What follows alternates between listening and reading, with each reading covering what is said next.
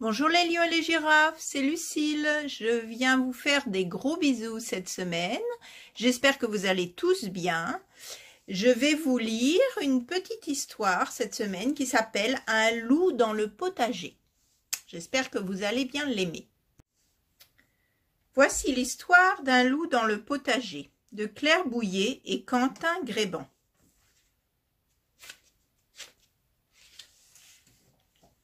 Cela fait des jours, des semaines que Monsieur Loup solitaire arpente la forêt sans rencontrer le plus petit espoir de déjeuner.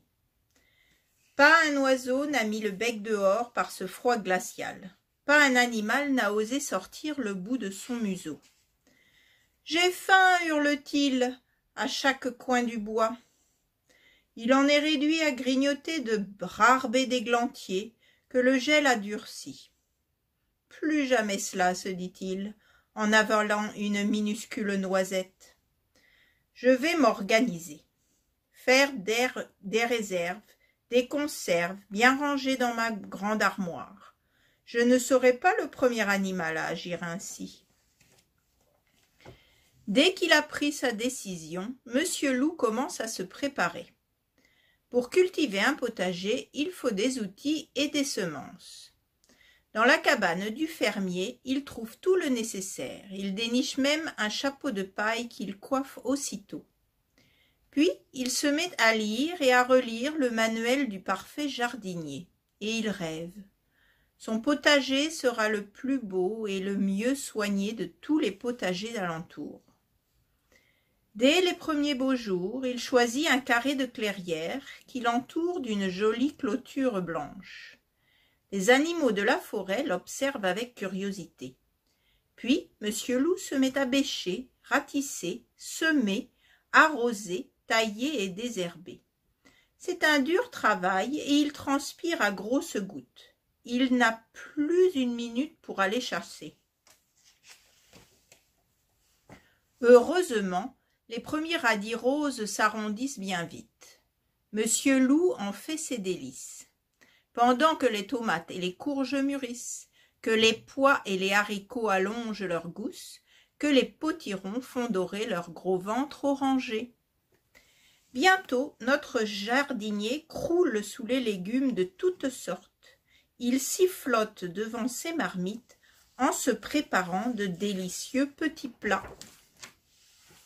Son armoire à conserve se remplit. Monsieur Loup ne manquera de rien l'hiver prochain, c'est certain. Et pendant que leur vieil ennemi jardine et cuisine, pendant qu'il met ses tomates en pot et ses soupes en bocaux, les animaux, les habitants de la forêt, eux, se promènent. Jamais ils n'ont été si tranquilles. Ainsi donc, c'est bien vrai, le loup ne mange plus que des légumes. Mais tout se gâte un beau matin, quand ce petit monde est réveillé par un hurlement de loup qui résonne jusqu'au plus profond des bois.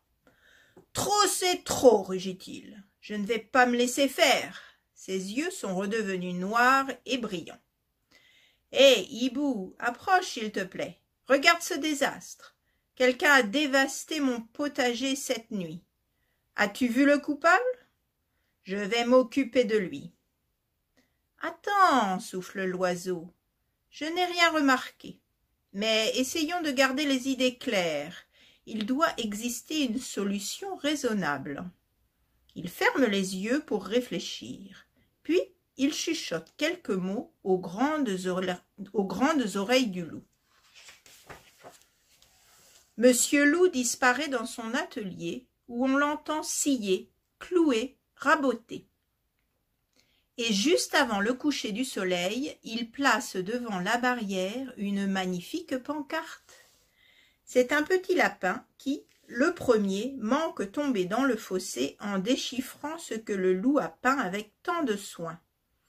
Il donne l'alerte aussitôt à tous les animaux qui prennent le frais dans la clairière. « Je n'en crois pas mes yeux, grogne le rat. Apporter des graines? Voyons, mais oui, j'ai une idée. Le petit garçon du fermier arrose chaque soir du maïs dont les épis sont de toutes les couleurs. Il y en a des rouges, des violets, Je n'en ai pas pour longtemps. » Et le voilà qui détale. « Quelle idée formidable !» reprend le grand-père escargot en balançant ses cornes. « On va aller lui chercher de la salade qui repousse quand on la coupe. Sûr qu'il ne connaît pas la feuille de chêne, il va être épaté. » Un escargot épater un loup, on aura tout vu. Et il disparaît à la vitesse d'un escargot. Le loup offrira des légumes à qui lui apportera graines ou plants d'une espèce ne poussant pas encore dans ce potager. Le matin illumine doucement le potager. Il y a d'abord une douce lumière rose qui enveloppe les feuillages et, petit à petit, les rayons dorés du soleil inondent les fleurs. Les pétales qui s'étaient fermés pour la nuit se déroulent lentement et les tournesols regardent à nouveau vers le ciel. Monsieur Loup ouvre les volets de la cuisine et frémit de joie. D'un bond, il est dans son jardin. Il s'approche de Madame Lapin qui tremble comme une feuille en serrant dans ses pattes un petit sachet en papier. Il la salue de sa voix la plus douce. « Bonjour, répond-elle. Nous vous avons apporté ces graines de radis noirs. Cela vous intéresse-t-il ?»« Bien sûr, j'ai lu que c'était très bon.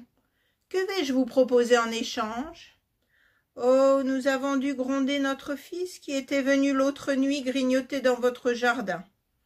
Nous ne voulons donc rien vous demander. »« Quelle drôle d'idée! Prenez ces 2 laitues et les radis dont vous avez besoin. Il y en a bien trop pour moi. Ils deviennent amers quand on ne les mange pas assez vite. Vous direz à votre fiston qu'il vienne m'aider à désherber, et l'affaire sera conclue. » Les autres animaux proposent à leur tour les trouvailles les plus originales. « Si vous voulez nous aussi, nous pouvons vous aider, disent-ils. » Monsieur Loup ne pense pas une seconde à refuser.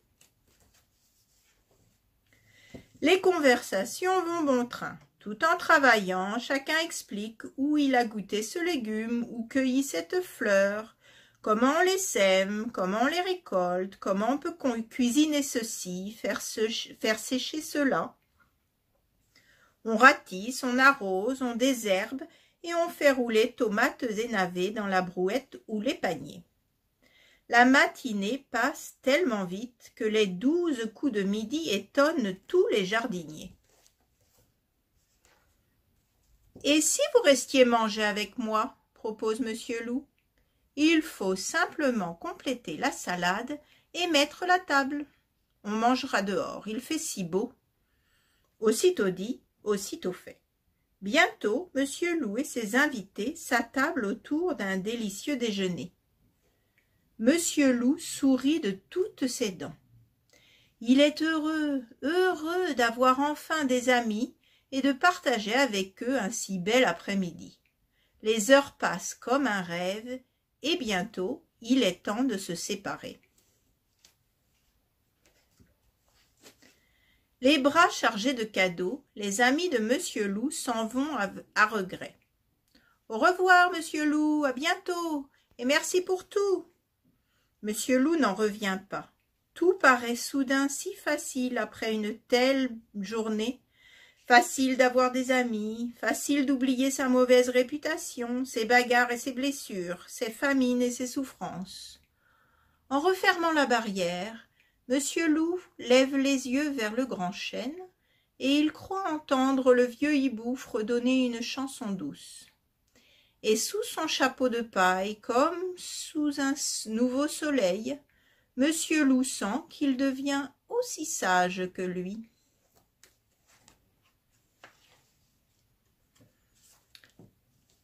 Voilà, j'espère que l'histoire du loup dans le potager vous a bien plu. À bientôt!